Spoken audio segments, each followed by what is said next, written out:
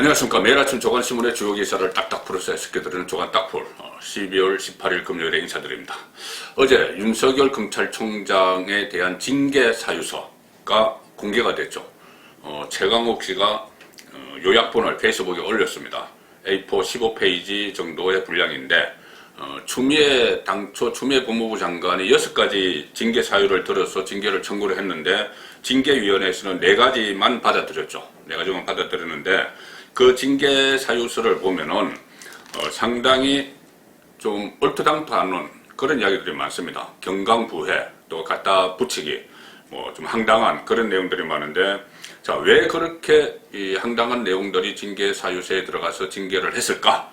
이것은 이미 어떤 보이지 않는 손, 모처에서 청와대에서 결론을 내려놓고 거기에 징계위가 맞추려고 하다가 보니 억지를 썼기 때문이다. 그렇게밖에는 해석할 도리가 없는 그런 징계 사유서였습니다. 가장 황당한 내용은 윤석열 총장이 이 정치적 중립성을 지키지 않았다. 그 항목이 있었는데 징계 사유에 이것은 상당히 억지고 어거지다. 그런 내용들이 어제 그 징계 사유서에 드러났습니다. 이게 징계 사유서가 아마 윤석열 몰아내는데 그 여론에 도움이 될 거라고 생각해서 최강욱 씨가 공개를 한 것 같은데, 이 국민들이 볼 때는 그 징계 사유서를 자세히 읽어보시면은 너무 황당하다, 너무 경강부회다. 그러니까는 이 정권 쪽에서 생각하는 것과 민심이 동떨어져 있다. 그것을 해결을 하실 수가 있습니다. 자, 중앙일보 신문을 보시면은 8월 이후 여론조사 빼달라고 안 했다. 대선 후보 여론조사 윤석열이 그런 사유로 징계를 했다, 궁색하다, 이 이야기를 싣고 있습니다. 그 전에 윤석열 총장이 2번이나 여론조사에서 나를 빼달라고 이야기했죠. 여론조사는 2가지입니다. 대선 후보 여론조사는 하나는 주관식, 하나는 객관식. 주관식 경우에는 아예 그 이름을 제시를 하지 않습니다. 갤럽 조사 같은 경우에 오늘 그 결과가 나올 텐데 금요일 날 갤럽 여론조사 결과가 나오죠. 자, 그런 상황에서는 윤석열이 이름을 빼달라 마달라 할 것도 없습니다. 그런데 객관적으로 몇 사람이 한 10명 정도 이름을 쭉 해놓고 이 중에서 선택해달라고 하는 리얼미터 같은 이런 조사에서도 윤석열이 한 2번 빼달라고 했는데 그 민간 조사기관에서 이 여론을 반영하기 위해서 언론의 자유죠. 그것을 반영을 하는데 거기서 계속 빼달라고 할 수도 없는 건데 그 말을 안 했다고 또 안 했다고 징계 사유에 넣었습니다. 자, 앞건은 이겁니다. 대선 후보 지지도에서 1위로 1위 올라서는 과정에서 8월 이후 여론조사 명단에서 제외해달라고 요구하는 노력을 하지 않았다. 이런 이유를 댔습니다. 윤석열 총장 측에서는 그러니까 이렇게 반박을 했습니다. 추미애 법무부 장관도 정치적 중립 의무가 있지만 여론조사 기관에 명단을 빼달라고 한 적이 있느냐? 그렇죠. 추미애 장관도 마찬가지죠. 윤석열과 대립각을 세우는 동안 어떤 여론조사에서는 자기 대선 후보 선호도 그 대상이 올라갔습니다. 1%든 2%든. 그리고 이 내용을 징계 사유서 내용을 본 한 검찰 간부는 이렇게 이야기했습니다. 북한 장성택 처형 판결문도 이것보다는 낫겠다. 세계일보도 사면에서 정치 언급은 없었지만, 정치한다는 언급은 없었지만 부인 안 했다. 이렇게 하면서 징계를 밀어붙였다. 왜 부인하지 않느냐? 왜 나 정치 안 하겠다고 하지 않느냐? 국민 참정권을 포기하라는 이야기가 되는 것이죠. 왜 정치 안 하겠다는 말을 하지 않느냐? 자, 워낙 갖다 붙일 이유가 없으니 이런 이야기를 한 건데, 윤석열 측 증인들 진술은 대부분 배제하고 추미애 측 진술은 상당 부분 받아들였다. 그러면서 징계위에서는 종합적으로 해임이 가능하지만 유례가 없어서 특수한 사정을 고려해서 정직 2개월에 처했다. 특히 윤 총장이 정치를 한마디도 안 했지만 정치활동의 가능성을 부인하지 않는 발언을 했다. 그래서 징계를 밀어붙였다. 국정감사장에서 퇴임 이후에 봉사하겠다. 봉사의 내용도 정치가 포함되느냐. 지금 말씀드릴 수 없다. 그 말을 한 것을 가지고 징계까지 간 겁니다. 검찰총장이 정치 중립성 지켜야 되지만은 이 상황에서는 어차피 윤석열 총장은 보수 정권도 수사를 했고 지금 진보 정권도 수사를 하려다가 이렇게 억압을 받고 있는 그런 상황에서 뭐 갑자기 정치하지 말라고 이야기하는 것이 상당히 우스운 이야기죠. 그러면은 윤석열을 지지하는, 자기 대권 주자를 지지하는 국민들은 그러면 뭐가 되는 겁니까? 자, 징계위 이런 결정이 오히려 이런 뭐 정치적인 중립성을 안 지켰다, 정치 언급 뭐 부인 안 했다, 이런 결정이 오히려 윤석열을 지금 정치로 밀어넣고 있습니다. 어제 즉각 징계 취소 소송을 제기를 했죠. 윤석열 쪽에서. 또 집행정지 신청도 했습니다. 일종의 가처분 신청이죠. 그래서 정직 2개월, 이렇게 되면은 정직 2개월을 최종적으로 제거한 사람은 문재인입니다. 문재인 대통령과 법무부 장관 윤석열이 맞대결을 벌이는 그런 상황이 된 거죠. 임명권자와 임명된 자가 소송전을 벌이는 어처구니 없는 일이 지금 일어나고 있습니다. 청와대에서는 계속 이렇게 이야기합니다. 소송의 피고인은 대통령이 아니시고 법무부 장관 추미애다, 이렇게 이야기합니다. 억지 논리죠. 이 청와대에서 이야기하는 건 이겁니다. 이 국가공무원법 16조 2항을 보면은 대통령 처분과 관련한 공무원이 소송을 할 경우에는 소속 장관이 피고인이 된다, 이 조항이 있습니다. 그러니까 법무부 장관이 피고인이 되는 것이죠. 검찰총장이. 그런데 이 대통령을 피고인으로 해서 뭐 오라가라 할 수가 없으니 그냥 이 법무부 장관, 소속 장관이 대신하는 겁니다. 대신하는 건데 이것은 사실은 문재인 대통령이 최종 재가를 했기 때문에 대통령을 상대로 하는 것이죠. 윤석열 총장 쪽에서도 우리 상대는 대통령이다. 자, 이렇게 분명히 못을 받고 나섰습니다. 상당히 의미 있는 이야기입니다. 한국일보 일면톱을 보시면은 징계 하루 만에 대통령 겨눈 윤의 전쟁, 대통령을 겨눴다. 윤석열의 전쟁입니다. 대통령과 검찰총장의 전쟁. 하루 만에 소송을 제기를 하면서 우리 상대는 문재인이다, 이렇게 분명히 이야기를 했습니다. 문재인 대통령이 2달간 직무정지를 재가를 했죠. 그러니 윤석열은 징계 취소 소송, 집행정지 신청을 하면서 추 장관 사의를 표명했지만, 추미애 장관 사의를 표명했지만은 그것과는 뭐 우리는 다르다, 우리는 불복한다, 이렇게 하면서 결전 태세를 보였고, 법원이 이러면 23일 윤석열 복귀 여부를 결론 낸다.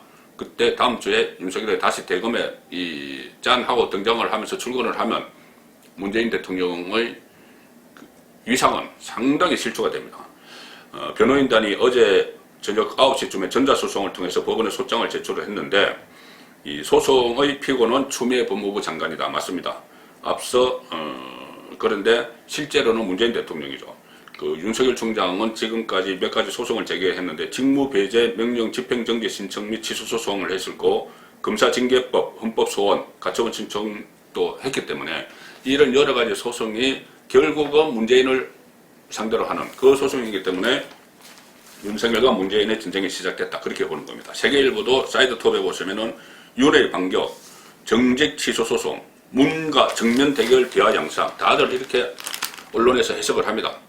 문재인과 윤석열의 싸움이다. 청와대만 아니라고 하죠. 그리고 일부 진보 좌파 평론가들도 억지로 아니라고 주장을 합니다. 문재인 대통령님을 지키겠다는 이야기죠. 법원에 징계 효력 정지 신청도 했는데 징계 사유가 부당하고 절차 위법이다 이것을 강조를 했습니다. 그런데 청와대는 피고는 대통령이 아는 법무장관이야, 계속 이 이야기를 하고 있습니다. 윤석열 측에서는 대통령에 대한 소송 맞다, 이렇게 이야기를 하죠. 좀 더 자세히 보시면은 서울신문이 3면에서 청와대 피고인은 법무부 장관, 윤석열 쪽 대통령과 소송전, 칼끝을 옮겼다. 추미애에서 문재인으로 옮겼다. 자, 이런 분석해서 언론이 전부 이렇게 해석을 하고 있는데 청와대만 아니라고 합니다. 청와대 관계자는 피고는 대통령이 아니다, 피고는 법무부 장관이다, 계속 추미애 뒤에 숨습니다. 그동안 계속 추미애 뒤에 숨어 있었죠. 추미애 뒤에 숨는데 윤석열 총장 쪽은 이번 소송전에 대해서 대통령의 처분에 대한 소송이니 대통령에 대한 소송이 맞다, 변호인단이 이렇게 이야기합니다. 문 대통령의 처분에 대한 소송이니 대통령에 대한 소송이 맞고 여권에서 말하는 것은 정치적인 어거지다, 이렇게 뭐 반박을 하는 것이죠. 특히 어제 그 소장에서 이런 말까지 썼습니다. 월성 원전 조기 폐쇄 의혹 수사 등 중요 사건 수사에 있어서 정직 2개월간 검찰총장 부재는 수사에 큰 차질을 초래하고 1월 검찰 인사시에 수사팀 공중분해도 우려된다. 자, 이렇게까지 썼습니다. 이것을 시도하는 쪽이 문재인 대통령이란 그 이야기죠. 그래서 맞서겠다는 이야기입니다. 이렇게 되니까 야당도 이제 그만 문재인 추미애 뒤에 숨지 말고 이제 앞에 나서야 되는 거 아니냐. 제가까지 다 했으니까 직접 나서라 이렇게 요구를 하고 있는데 여당은 이렇게 이야기합니다. 아, 정말? 진짜? 검찰총장이 대통령과 해보자는 거야? 우리 대통령 사실은 무서운 사람이야. 어제 안민석 의원이 그 이야기했죠. 사실은 무서운 사람이야. 잘못하면 당신 큰일 나. 이런 급박을 하는데 속으로는 전전긍긍하고 있습니다. 자, 먼저 야당 쪽부터 보시면은 중앙일보 3면입니다. 야당 관전자 코스프레 문 대통령 이제 직접 등판해라. 야당이 그렇게 요구를 하고 있습니다. 이제 그만 숨지 말고 다 아는데 국민들이 다 아는데 이제 직접 나와서 윤석열과 싸우든지 아니면 국민에게 해명 좀 해라. 도대체 무슨 일이 벌어지고 있고 뭘 그렇게 숨기려고 하는지 해명 좀 해라 이 이야기입니다. 장제원 국민의힘 의원은 이렇게 이야기했습니다. 그간 문재인 대통령은 추미애 장관의 뒤에 숨어 있었다. 문윤 갈등을 추윤 갈등으로 위장하고 어용 징계위를 만들어서 합법을 가정하고 대통령을 징계해서 대통령은 징계에서 재량이 없다. 이렇게 징계를 제거하는 마지막 순간까지 관전자 코스프레로 일관했다. 자, 징계에서 나는 재량권이 없어. 대통령은 그냥 도장 찍는 사람이야. 청와대가 그렇게 인정을 했죠. 자, 동아일보는 일면 사이드톱에서 윤 징계 취소 소송 제기 여당 대통령과 전쟁하자는 거냐? 자, 대통령과 전쟁하자는 건 우리 대통령 무서운 사람이야. 자, 이야기를 하고 있습니다. 상당히 겁나는 거죠. 대통령과 직접 윤석열이 맞붙으니 겁나기 시작한 겁니다. 강기정 전 청와대 정무수석 이렇게 이야기합니다. 이번 징계 관련 행정소송 집행정지 신청을 하게 되면 대통령과 싸우면 된다는 걸 잊지 말아야 한다. 경고했다. 자, 그리고 여권에서는 윤 총장이 소송을 하는 것은 대통령과의 전쟁을 선언하는 것이다. 자진 사퇴해라. 자, 그런데 어제도 말씀드렸지만 지금 윤석열 자진 사퇴할 수가 없습니다. 징계 기간에는 징계 처분을 받아야 되기 때문에 그냥 공무원 자리를 떠날 수가 없습니다. 징계 끝날 때까지 있어야 되고 징계 끝나고 뭐 공수처 수사 대상이 되면 또 그때도 사퇴 못합니다. 그런 것을 알면서도 그냥 이렇게 일제 이야기하는 것은 일종의 문재인 심기 경호겠죠. 자, 그런데 여당은 속으로는 전전긍긍하고 있습니다. 자, 문재인이 전면에 나서면은 나중에 퇴임하고 나서라도 직권남용 관련해서 수사를 받을 가능성, 사법 처리를 받을 가능성도 있기 때문에 여당이 이 문재인과 윤석열의 대결 구도가 부각되는 것을 원치 않는 것이죠. 퇴임 이후에도 안전판을 마련하기 위해서, 그러니까 대통령이 뭐 법무부 장관이 제청을 한 징계에 대해서 승인만 하는 거, 도장만 찍는 것이지 거기에 대해서 뭐 재량권이 없다, 뭐 그것을 뭐 징계를 하지 말라, 거부권이 없다 이야기하는 것도 직권남용 거기에 대해서 걱정을 하기 때문입니다. 그래서 이것이 여당의 속마음은 당과 마찬가지로 청와대도 윤석열 소송 전에 고민을 하는데 알아서 나가면 좋은데 내보낼 방법은 없다. 조선일보 3면기사입니다.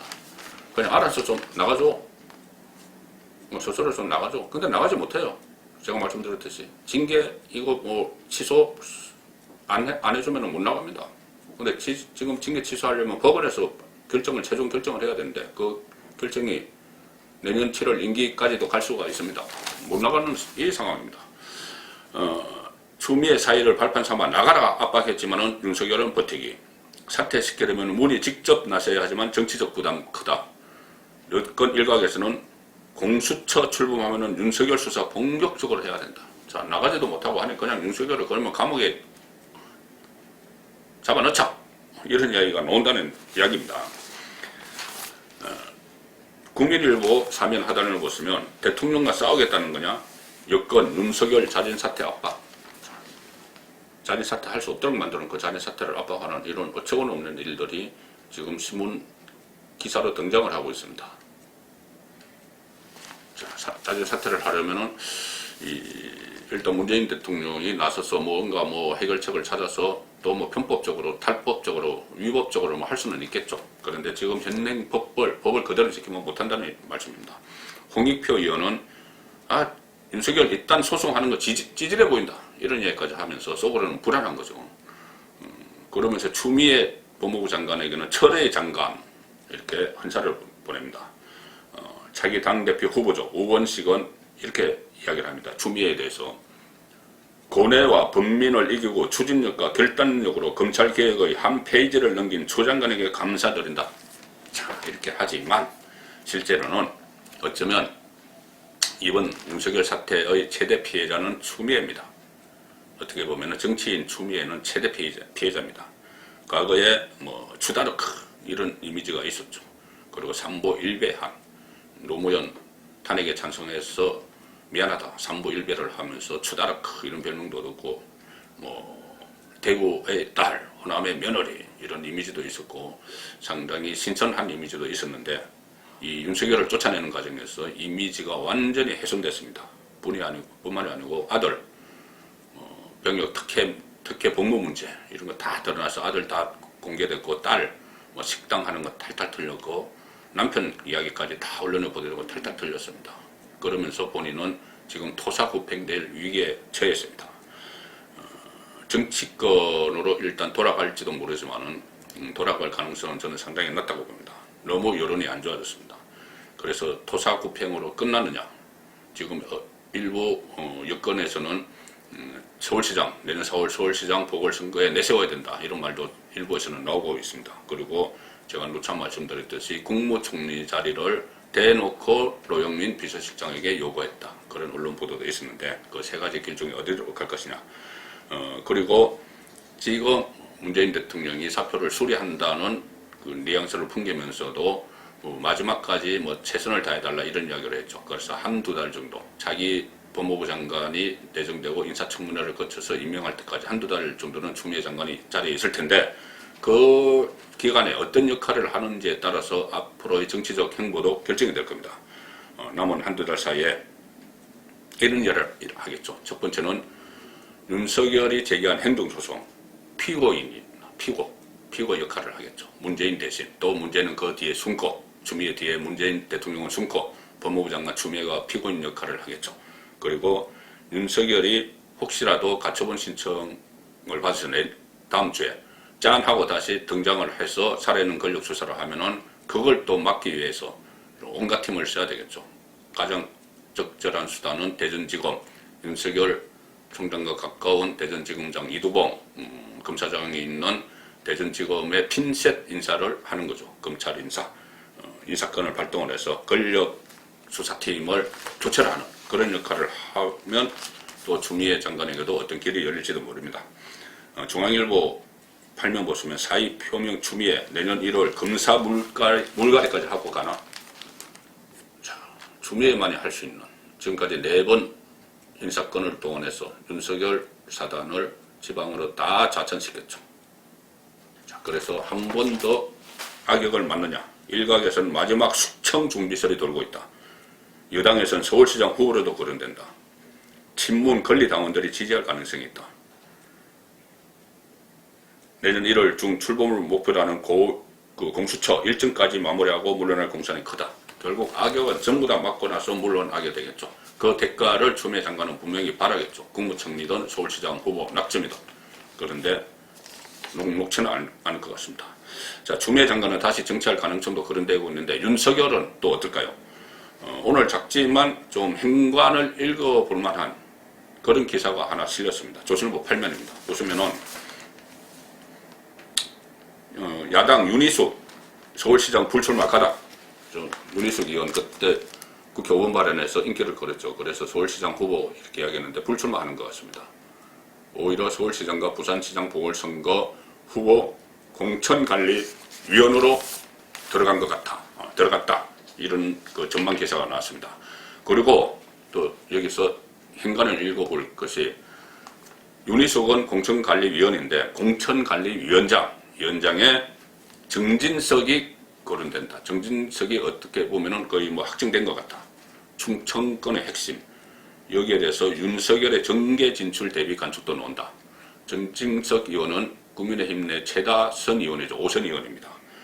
그리고 충청권 핵심, 윤석열 총장의 부친이 공주 출신이라고 해서 정진석 의원은 공주가 지었겁니다. 그래서 충청 대망론을 계속 이야기했죠. 충청권 핵심 정진석 의원을 발탁한 배경에는, 공천관리위원장으로 발탁한 배경에는 윤석열 검찰총장의 정계 진출도 염두에 둔 것으로 보인다. 정진석 의원은 국민의힘 내부에서 윤석열의 정계 진출에 가장 적극적인 인사다. 총선 때 유세를 하면서도 고향 친구 윤석열을 지킬 것이다. 이렇게까지 이야기했던 충청 대망론, 윤석열 대망론의 전도사죠. 그런 정진석 의원의 이름이 거론되기 시작했습니다. 자, 뭐 정치권에서는 그렇게 움직이지만은 오늘도 우리 국민들은 코로나와 맞서 싸워야 됩니다. 주요 신문들의 일면 톱이 코로나 관련인데, 조선일보는 최소 30국, 30나라에서 백신 맞으며 새해를 맞는다. 우리나라는 도대체 뭐 하는 것이냐. K방역 그쪽 하면서 우리가 마치 모든 코로나의 선두에 선 것처럼, 코로나 방역의 선두에 선 것처럼, 전 세계를 이끄는 것처럼 그렇게 홍보만 하면서 엄청난 돈을 들여서 실제로는 30국에서 새해를 코로나를 맞으면서 맞는데 우리나라는 준비한 게 없습니다. 한국은 언제 몇 명이 맞을지도 모른다. 자, 이 상황에서 중앙일보 일면톱은 피 가래 서울 60대 병상 찾다가 숨졌다. 안타까운 소식들만 계속 전해주고 있습니다. 문재인 정권은 윤석열 찍어내기만 하는 사이에, 자, 사망자 일주일 새 69명, 서울 첫 대기 중 사망, 이런 기사까지 나옵니다. 이러다가 다 망해. 이럴 바엔 차라리 3단계로 가자. 벼랑 끝 자영업자들의 저일교.